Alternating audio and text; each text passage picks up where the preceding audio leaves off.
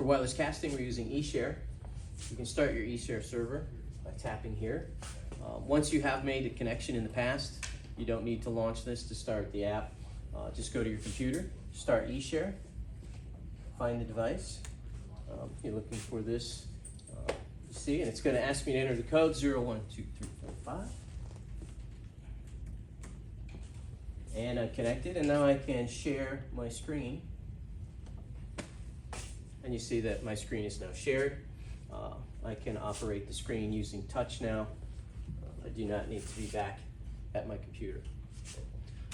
Over here, you'll see the connections. So if I tap on this little person, these are all of the computers that are connected. And as a moderator up here, I can actually stop that person from sharing. If there's multiple computers, I can pick the next person and bring their screen up on screen, or I can disconnect them by tapping that, and it disconnects them from the session.